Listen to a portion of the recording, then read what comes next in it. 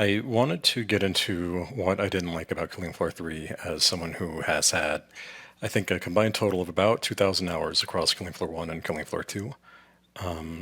Jumping right into it, the first issue I have is readability.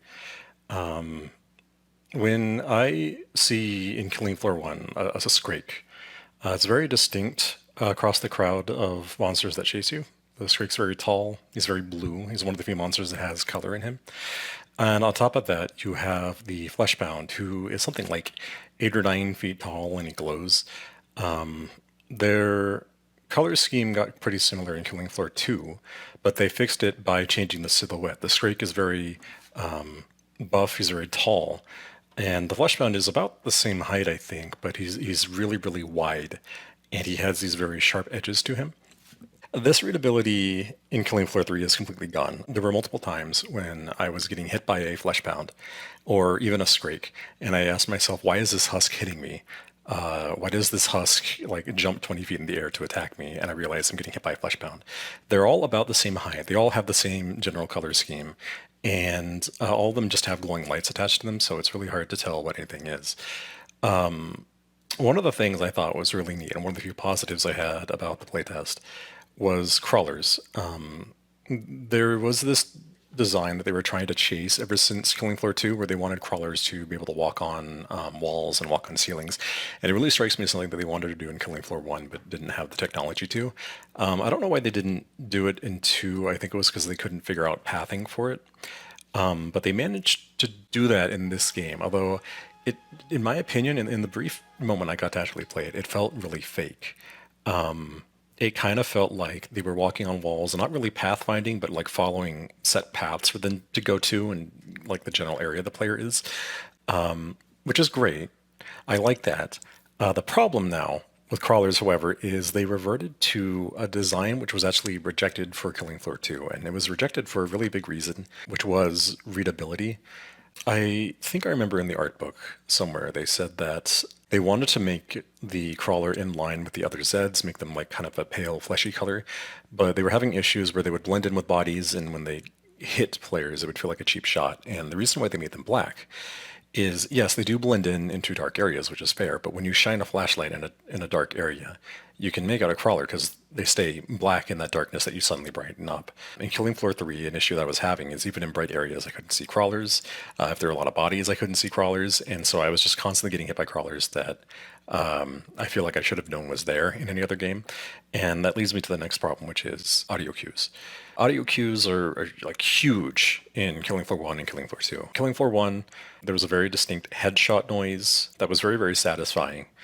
And they were really clever with making like the headshot noise pop right at the start.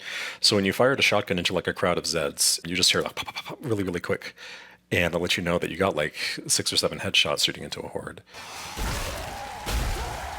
Yes! Killing Floor 2, I think, like changed their headshot noise like 3 or 4 times because that feedback is really, really vital. The headshot noise is still in Killing Floor 3, but it kind of gets muted because all the other sounds in the game have that same kind of popping audio. And that's the most prevalent issue with the audio cues from player feedback. The other issue is weak spots are not very clear with audio cues. In Killing Floor 2, if you shot a Scrake or a Fleshpound or a Siren in the metal areas, it'd make this like really distinct metal pinging noise that let you know that it was armored. And I didn't really notice that in Killing Floor 3. There were a few bosses that had what I felt were big glowing weak spots, but I would shoot them and it would sound the same as hitting anywhere else. I wasn't sure if it was even doing any more damage. I wasn't sure if it was even a weak spot that was programmed yet. In terms of the actual noises that the Zeds make, they really, really blended in. In Killing Floor 1, you can very easily tell when a Fleshbound spawns, because their spawning noise, it is quiet compared to 2, but it's very distinct. There's nothing in the game that sounds like the Fleshbound. In Killing Floor 2, they added spawning noise for the Scrake and the Fleshbound, and I think Killing Floor 3 had that, but when they were actually attacking me, I had no idea what it was based off the audio cue alone. There were times where I was getting hit by husks, and I didn't know what was even attacking me because they added 3 different enemies that have projectiles now, and we'll get into that in a second. In Killing Floor 2, There are noises for absolutely everything, even like those robots that everyone hated towards the end of the game. When they were going to shoot you or when they were going to grab you, they still had a very distinct audio cue. The character that I primarily played in both beta tests was the Firebug, and that was an absolute mess. The fire really reminded me of the fire in MGS4, if anyone remembers that, but the fire is like really wispy, and it's really hard to see what the fire actually is, and so it was, in my experience, like very easy to just walk into it. Whether or not you know a ground fire is there is a really big issue because ground fire is really integral towards crowd control. And you didn't know if an area was actually set on fire, if it was some like fake ground fire, because I saw Zeds like walk through it and nothing happened. I couldn't even tell if Zeds were on fire half the time. I don't know if it's some kind of build-up sort of thing that we have to do where you light a Zed up and you have to keep puffing them until they finally get lit ablaze. Like one of my most fond memories of killing Floor 1 was like getting the Mac 10, using one bullet to pop every Zed and just like rack up the damage over time. You didn't have to think about it. It was really fun. It was a really lax way of playing the game. In killing Floor 3, I don't know. It felt like I had to do direct damage. I couldn't rely on fire whatsoever. It could be related to the perk system, but even like base game killing Floor 2, you still knew when you set things on fire. You set things on fire instantly. And in Killing Floor 3, I had no idea. They had like embers that were coming off of them. Was that on fire? Was that them showing that they were about to be on fire? For some reason, I would top the scoreboard, and I had no idea why, because I had no idea what I was even doing. There was no audio feedback. There's no visual feedback. But beyond like visibility and beyond weapons, I also wanted to talk about the gameplay design, because I mentioned earlier that there's so many enemies with projectiles now. Killing Floor 2 had, the common criticism of the robots, and I personally thought the robots were okay. You got used to them. They were still fun to shoot once they nerfed them.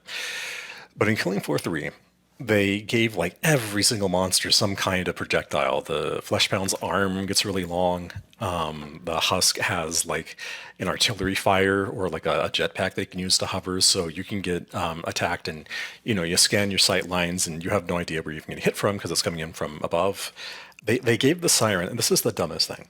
They gave the siren a like sonic boom projectile that they pump out at you, and she does it from like so far away, and I thought that I was getting like peppered by two different husks, and no, it's just some siren screaming at me.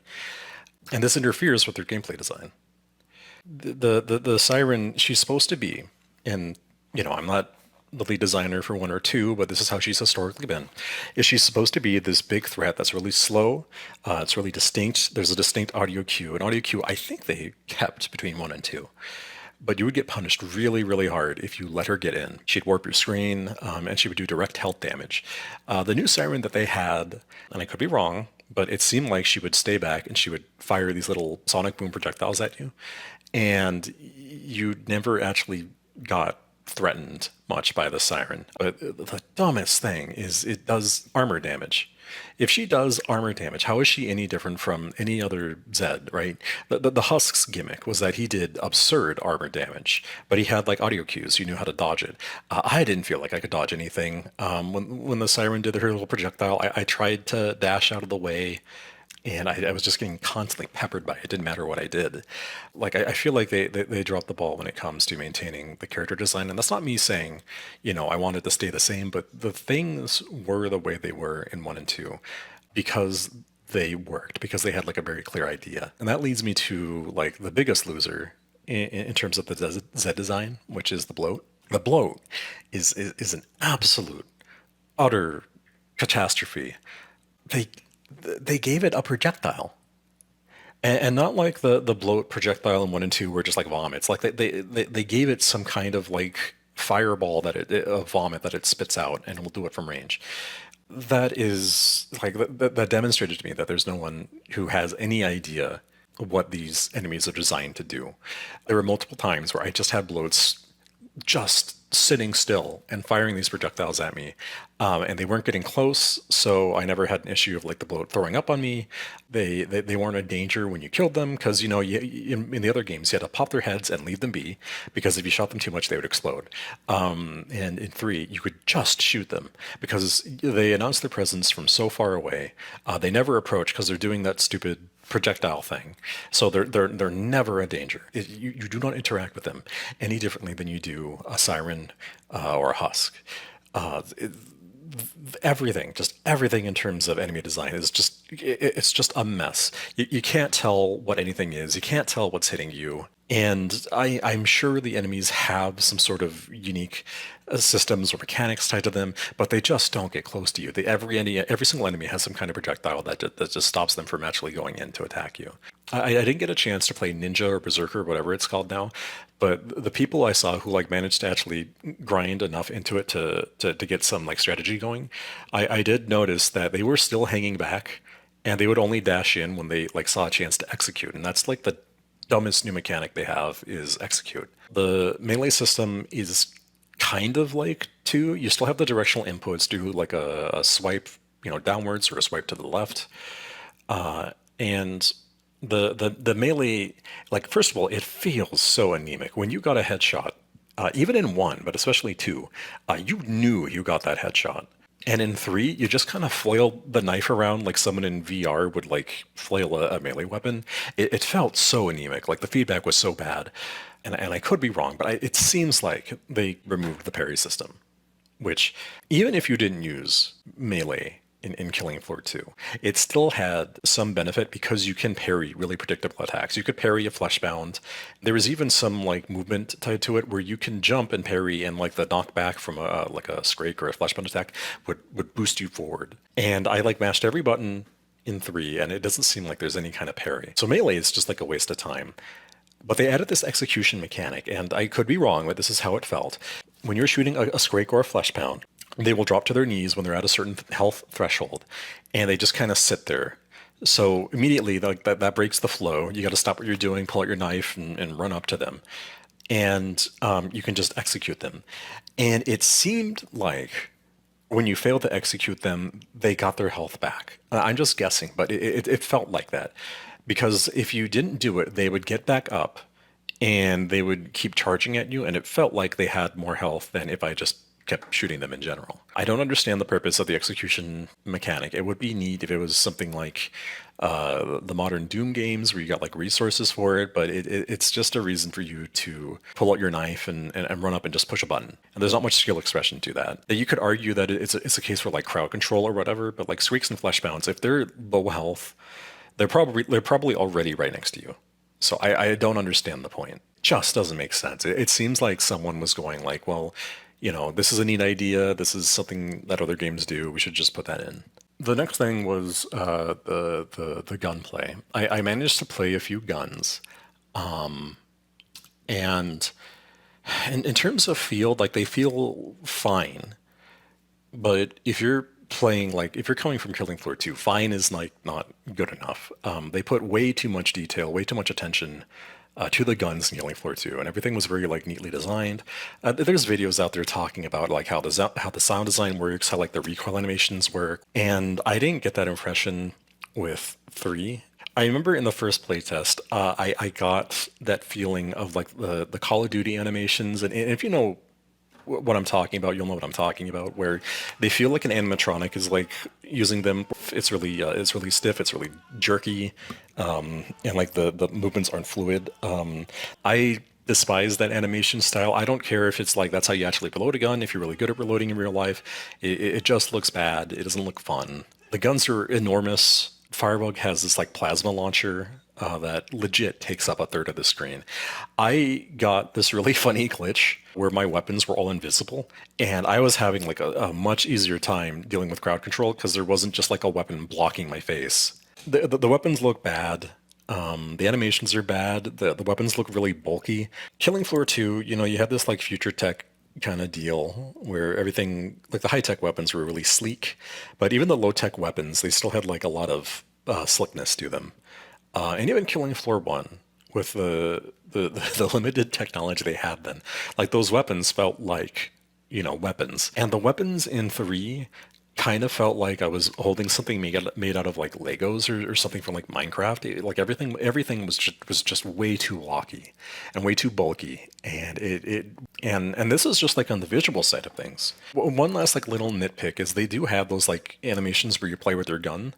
And those are fun, but the problem with that in 3 is a lot of them are extremely, extremely similar to the actual reload animations. So there were a lot of moments with multiple guns where I would start an animation and I would just like sit there because it looked just like I was reloading. And I don't think I ever had that issue with Killing Floor 2. Even the ones where you like unloaded your magazine to look at it, the gun would like shift upwards very distinctly from the reload animation. So like even that tiny little detail, I feel like they got wrong. And it's not even something that matters. Like you don't have to do this. Both as like a player and a game designer, but I feel like they just screwed that up too. The next big thing in terms of the gunplay is everything feels sticky. You have like this, Counter-Strike style recoil control where you have to sit still to fire your guns, and I mean, first of all, that feels miserable because it's not a slow game like Counter-Strike is. I mean, don't get me wrong, Counter-Strike can be fast and you play around this, but it's very careful. Oh, hello. And Killing Floor is not a careful thing, right? So it makes the game really stiff, where you have to like constantly stop and go if you want to shoot. The weapon draw and like put away animations are like so long in Killing Floor 3. It just feels bad. The game just seems to hate you for wanting to play it fast. It wants you to sit still. It wants you to fight things from far away. It wants you to sit in like the god spot that just like shoots monsters that comes in. And while we're on the topic of weapons, I don't know what I know they said something like they're gonna make it so that perks aren't character specific anymore, which good luck.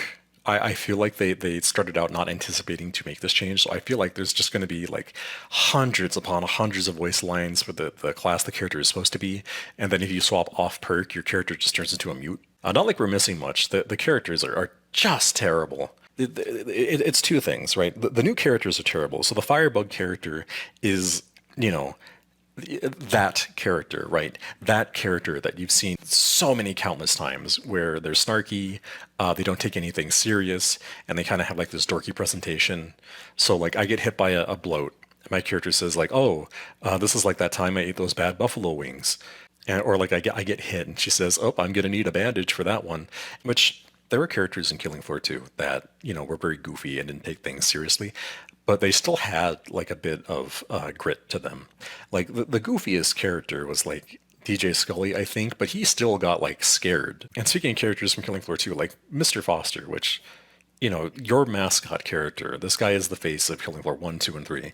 2, he had like this really distinct personality. He was this millionaire playboy. He doesn't like working with others. Like if he saw people got hurt, he would like make fun of them. And Mr. Foster in 3, his personality is that he's British. Like, and not in the Killing Floor 1 way where they're British. I mean, it's just like anything that he says is like very mundane. He just uses British slang or vernacular. And anytime he's not doing that, he just swears. That was the most jarring thing, is just how much characters swear in this game. I understand.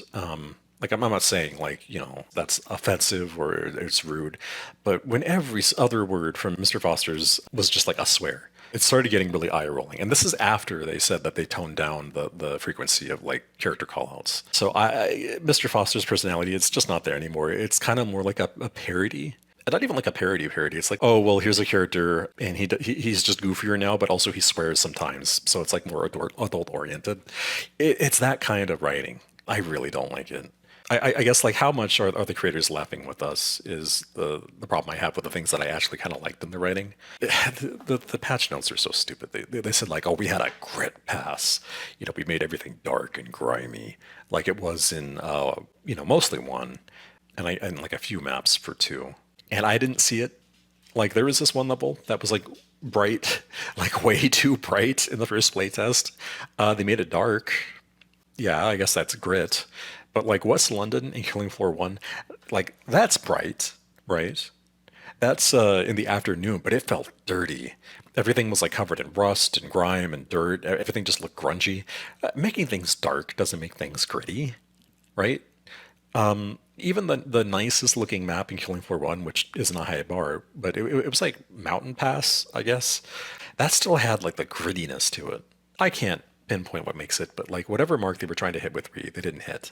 It just looks bad. Anyway, I'm getting off the beaten path here. The next thing was just the weapon system. That's what I was originally talking about. I don't like it. It's very confusing at first, and when you do get it, it's just like, well, what's the point? I don't know why we got rid of that. or why we got rid of the weight system that we had before. That was perfectly fine. The mechanic where you could upgrade weapons into and like increase their weight for like a little bit of a damage bonus, like that was great because there were a lot of builds you could make where you just had empty slots and nothing could really go in. So why not upgrade your gun that you're going to be using all the time anyways? I have no idea who they expect to be playing this game. Like Killing Floors 2 is not a game that you sit down and you theory craft and you like plan and you lab and you test. You go in, you play, you have an idea that you like make while you're playing, and then you just test it out and you see if it works. And they seem to have this perception that people are going to want to sit and fiddle with menus and then like perfectly execute whatever they have planned in terms of like their weapon loadout. No, that's completely stupid. I don't know who thought that was like a good idea. I understand wanting to do something new, right? It's at odds with everything else that they're trying to do. Everything is just, it's already slow. Finding a match is slow. Getting started is slow. And they want to add like all this crafting stuff and designing and planning stuff. No. And some of the upgrades are just like too hyper specific. You can craft an upgrade for your flamethrower so you reload 10% faster. I know they had other mods where like you had like a like shotgun attached to your flamethrower or like a grenade launcher. Like you had a choice between the two. But like even when you picked those, they make them so piddly. You get like the grenade launcher, you get like 6 grenades, and like what's even the point? The grenade launcher on the flamethrower because it just shoots a Molotov. You have a flamethrower in your hand. Why do you need to set ground fires with something that sets ground fires? It doesn't make sense. They have like the dumb shotgun attachment to it. You get like a whopping 15 shots, which is nothing. And what do I need the shotgun on the flamethrower for? Because it's too weak. So the stuff that you would feasibly want to use the shotgun for, why would I use the shotgun for it if I have a flamethrower in my hands? Like it doesn't make sense. Those are just the pre-made loadouts they had. Maybe they're just dumb and you could come up with something better. I don't know. But I mean, that's not a good first impression. That gives me the impression of what I just said. People will just find a dominant loadout and then stick to that. And there's going to be zero experimentation. There's just no point. Someone needs to sit down and like think, what do we want? Like, what do we want in terms of like a high skill player, right? Do we want a person who just like never ever gets hit? They like dodge absolutely everything. They master the evasive and defensive options, or do we have like resource management kind of deal where you know you got to take health damage, but that's just a sacrifice you got to take sometimes. I don't know what they're trying to do. They're trying to have both. Oh, right. One thing I wanted to say that I forgot to mention was the trader. The trader sucks. The trader in Killing Floor 3 is the only thing I can say about her writing is she is there. She kind of sounds like if you asked an AI to write voice lines, like and say like you just give it the direction, give it some personality, and it ironically has no personality. I don't know if this is some kind of overcorrection, like they realized that players thought that the trader from 2 was too abrasive, so they toned her down. It just feels devoid of personality, and that's how I would really describe most of the game. Is it has a lot of fakery in terms of personality. The other thing, while we're speaking of no personality, the game I feel like doesn't really have an identity anymore. I have no idea why you have limited syringes. Enemies could hit hard because you knew that the players would always have the resources to do it. You would just force them to play a bit more defensively. And so there was this really good push and pull kind of thing. And it was exciting to, almost die and then just, manage to survive over time by just like constantly healing yourself. When you have limited syringes, you really don't feel motivated to take any kind of risk because you know that there is like a limited resource that you're now tapping into beyond armor. Like armor is armor, whatever. But having limited syringes, you don't want to go in. You don't want to try anything risky. You want to play it safe, and that's very boring.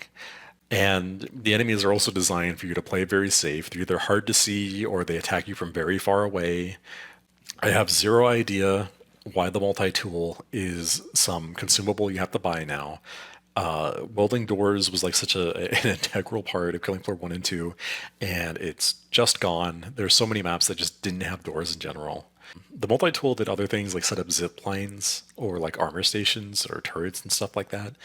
And all that did was it made it even easier to kite enemies because you can either stay in one spot while the turret does all the work for you, or you could use a zip line to escape any bad situations so there's no risk anymore. Once again, you're just playing very, very safe. You're never really given much of a reason to do anything, daring or to even have like a real role. And you don't really have your team to crutch on anymore. That's one of the biggest things that just completely baffles me. Why can't you heal teammates? And this ties into the revival system, which that is like the dumbest thing in the world. Like there is already like I don't know if that's a compromise to make up for the limited heals, but if your teammate gets down, you can pick him back up again. There was a moment where my friend was like getting stuck in a corner, and I straight up just told him, just die.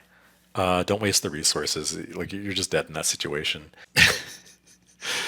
I just remember in Killing Floor 1 and Killing Floor 2, whenever we were in that exact same situation, stuck in a corner just getting hit by 1,000 enemies, like there was actual panic to it.